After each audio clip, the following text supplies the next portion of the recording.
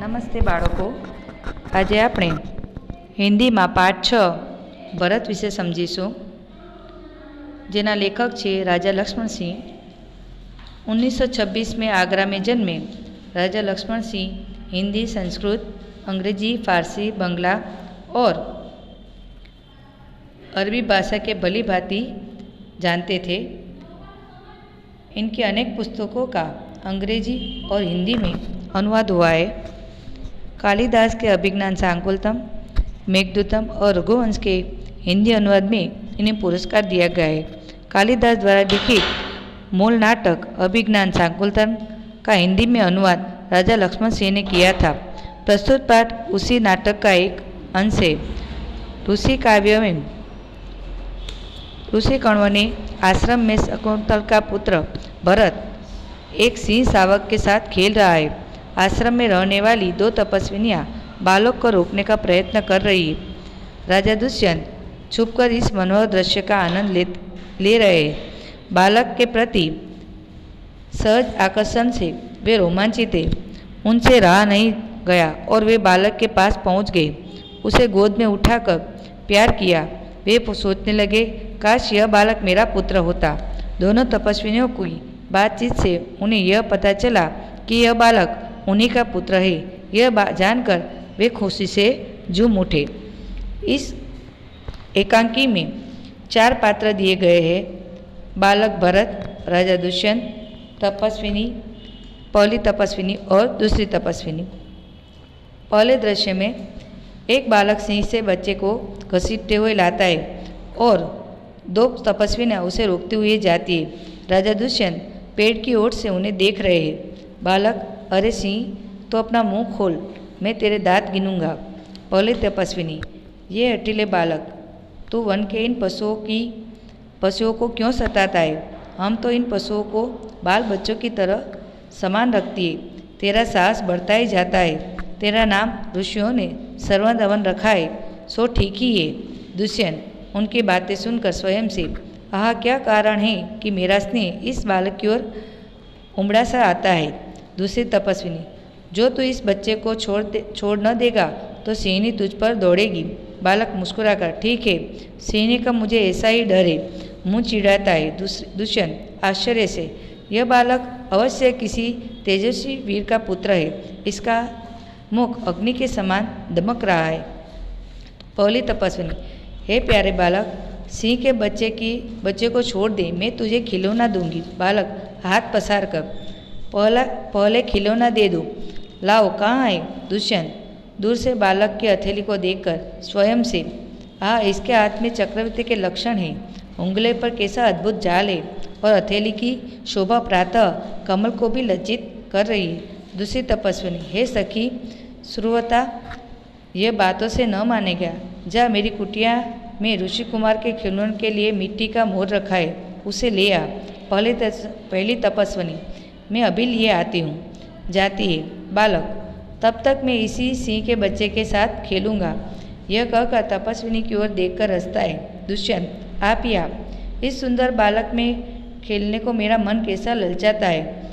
आह भरकर, धन्य है वे मनुष्य जो अपने पुत्र को गोद में लेकर उनके अंग की धूलि से अपनी गोद मेली करते हैं और पुत्र के मुख अकारण हंसी से खुलकर उज्ज्वल दांतों की शोभा दिखाते और तुतले वचन बोलते हैं। दूसरी तपस्विनी, क्यों रे ढीठ, तो मेरी बात कान नहीं धरता? कान न धरना यानी बात को अनसुनी करना। इधर उधर देखकर, कोई ऋषि कुमार यहाँ है? दुष्यंत को देखकर, हे महात्मा, तुम ही आओ और कृपा करके इस बालक के हाथ से सिंह के बच्चे को छुड़ाओ। दुष्यंत, अच्छा। बालक के पास जाकर और हंसकर, हे ऋषि कुमार, तुमने तपोवन के विरुद्ध यह आचरण क्यों सीखा है जिससे तुम्हारे कुल की लाज जाती है? यह तो कोई अच्छी बात नहीं है। बच्चे ने सिंह के बच्चे को छोड़ दिया। दूसरी तपस्विनी, हे बड़भागी, यह ऋषि कुमार नहीं है। दुष्यंत, सत्य है, इसके काम ही ऐसे साहस के। यह ऋषि कुमार नहीं जान पड़ता, परंतु मैंने तपोवन में वास देख इसे ऋषि पुत्र जाना था। बच्चे की हथेली को अपने हाथ में लेकर स्वयं से, आहा, जब इसका हाथ छूने से ही मुझे इतना सुख हुआ है तो जिस बड़भागी का ये बेटा है उसे कितना हर्ष होता होगा। दूसरी तपस्वी दोनों की ओर देखकर, बड़े अचंभे के बात है दुष्यंत, तुम्हें क्या अचंभा हुआ? दूसरी तपस्वी, इसलिए हुआ कि इस बालक की और तुम्हारी सूरत बहुत मिलती है और तुम्हें जाने की बिना भी तुम्हारी बात इसने मान ली। दुष्यंत बच्चे को गोद में उठाकर, हे तपस्विनी, जो यह ऋषि कुमार नहीं है तो फिर किस वंश का है? दूसरी तपस्विनी, यह पुरुवंशी है। दुष्यंत स्वयं से, इसलिए इसकी सूरत मुझसे मिलती है। बच्चे को गोद में उठाकर, पुरुवंशी की यह रीति तो निश्चित ही है कि युवा अवस्था में वे महलों में जाकर पृथ्वी की रक्षा और पालन करते हैं और वृद्धावस्था आने पर वन में जितेंद्रिय तपस्वियों के आश्रम में वृक्षों के नीचे कुटी बनाकर रहते हैं। देवसत जैसी शक्ति वाला यह निरह और असाधारण बालक मनुष्य का पुत्र भला किस प्रकार होगा? दूसरी तपस्विनी, हे परदेसी, तेरा यह संदेह मिट जाएगा जब तू जान लेगा कि इस बालक की माँ ने मेनका नामक अप्सरा की बेटी है। उसी के प्रताप से इसका जन्म देव पितर के इस तपोवन में हुआ है। दुष्यंत मन में, यह तो बड़े आनंद की बात सुनाई, इससे कुछ और आशा बढ़ी। इसकी माता किस राष्ट्र की पत्नी है? दूसरी तपस्विनी, जिस राजा ने अपनी विवाहित स्त्री को बिना अपराध छोड़ दिया उसका नाम मैं न लूँगी। दुष्यंत स्वयं से, यह कथा तो मुझ पर लगती है, भला इस बालक की माँ का नाम पूछूं? पहले तपस्विनी मिट्टी का मोर लेकर आई। पहली तपस्विनी, हे सर्वधन, हे शंकुत लावण्य देख। बालक बड़े चाव से देखकर, कहाँ है शकुंतला मेरी माता? दूसरी तपस्विनी हंसती हुई, यहाँ तेरी माता नहीं है, तुम इस नाम से धोखा खा गए सर्वदमन। मैंने तो कहा मिट्टी के मोर को देख। दुष्यंत स्वयं से, इसकी माँ मेरी प्यारी शकुंतला है, यह इस नाम की कोई दूसरी स्त्री है। यह वृत्तांत मुझे ऐसे व्याकुल करता है जैसे मृग तृष्णा प्यासे हिरण को व्याकुल करती है।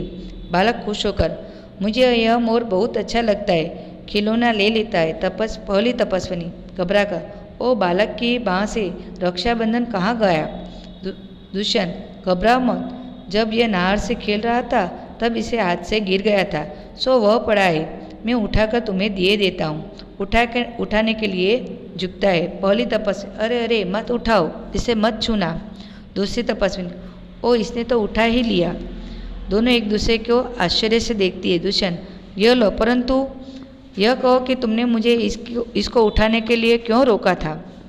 दूसरी तपस्विनी, वे रक्षाबंधन का नाम अपराजित है, जिस समय इस बालक का नामकरण हुआ था तब महात्मा मरीचि के पुत्र कश्यप ने यह धागा दिया था।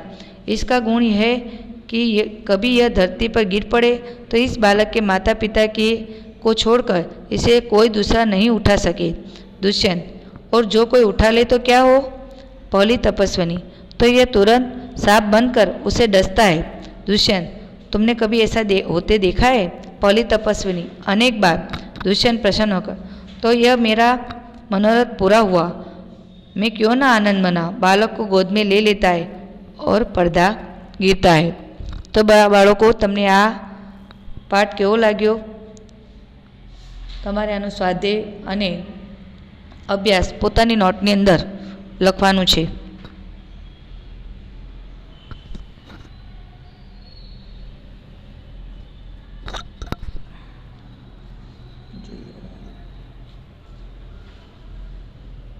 આવી ગયો હશે વિડીયો આમાં?